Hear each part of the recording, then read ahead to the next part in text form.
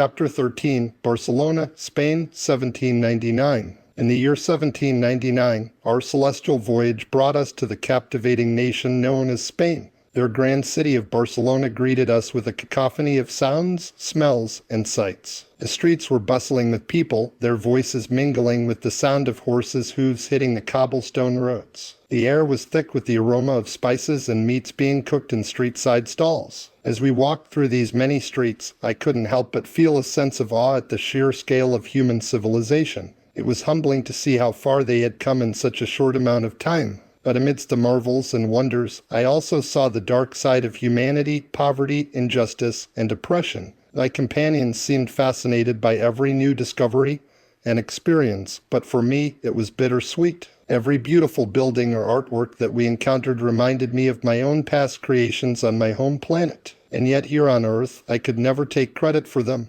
They would always be seen as human achievements. Despite my inner turmoil, I couldn't deny that my curiosity about this world had been ignited once again. We spent weeks wandering through Barcelona's streets and absorbing all that it had to offer, from its vibrant markets to its colorful festivals and lively dances. But as much as I enjoyed exploring this new world, there was one thing on my mind that I couldn't shake: the question of whether or not to reveal our true identities to these humans. On one hand, it felt wrong to continue hiding such an important part of ourselves from them. We were guests on their planet, after all, and didn't want to deceive them any longer than necessary. But on the other hand, revealing our alien origins could potentially create chaos and fear among these people who were still struggling with their own conflicts and prejudices. After much deliberation, we made the decision to keep our true identities hidden for the time being. It was a difficult decision, but we knew it was for the best. Keeping our true selves hidden was necessary for both our own safety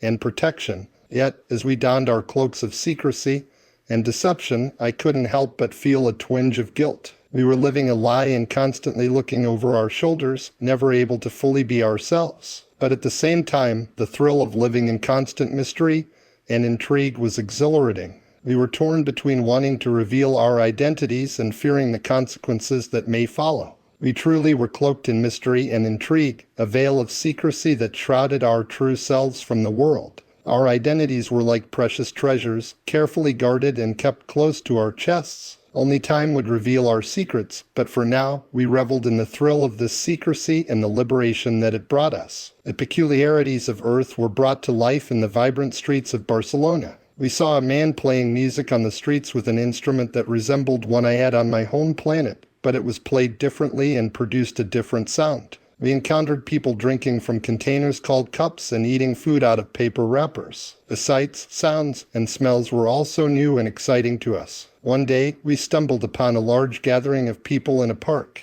They were engaging in a peculiar activity, throwing small circular objects at small structures with holes in them. It seemed to be some sort of game or competition, and we stood there mesmerized by the intensity and excitement on their faces. As we watched, one of the players noticed us watching from afar and beckoned us over. My heart raced as I hesitated. Should we reveal our true identities? But before I could make a decision, my unearthly friend stepped forward confidently and joined in on the game. I couldn't believe it. They were blending in seamlessly with the humans while I stood back nervously. The crowd cheered as my alien friends scored multiple points, their quick reflexes and agility impressing even me. But as much as I wanted to join in on the fun, fear held me back. Fear of being exposed, fear of being rejected or ridiculed by these humans who were still so foreign to me.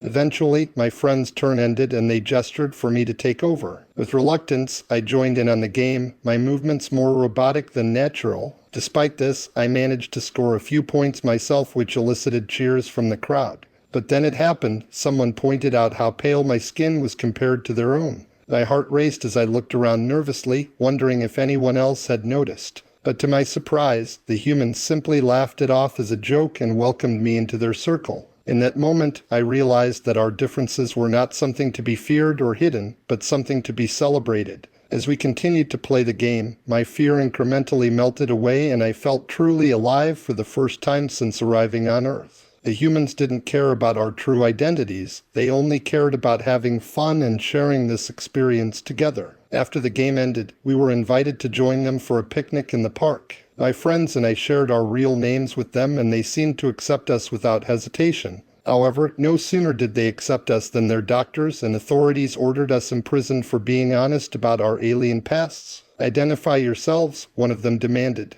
I could feel my friends tense up beside me as they hesitated, unsure of what to say. But before I could speak up, one friend boldly stated our true identities, that we were aliens from another planet. The authorities didn't believe us at first, thinking it was some sort of prank or joke. But after some convincing from my cosmic friends and a few of the humans who had witnessed our game earlier, they finally accepted the truth. "We need to take you both into custody for further questioning," another authority figure said sternly. My heart raced as I tried to wrap my head around what was happening. We had finally found acceptance among humans, and now it was being ripped away from us because we were honest about who we truly were. As we were escorted away by the authorities, handcuffed and placed in separate vehicles, it felt like all hope was lost. My mind raced with thoughts of what would happen to us now. Would we be experimented on, imprisoned, killed? We were taken to a facility where scientists in white lab coats awaited us. They asked us endless questions about our planet, our abilities, and why we came to Earth. They asked for proof via demonstrations of our alien abilities. My friends hesitated at first, but I convinced them to show the scientists what they wanted to see. My alien friend J-Rock demonstrated his ability to levitate objects with his mind, something he referred to as the upward thrust.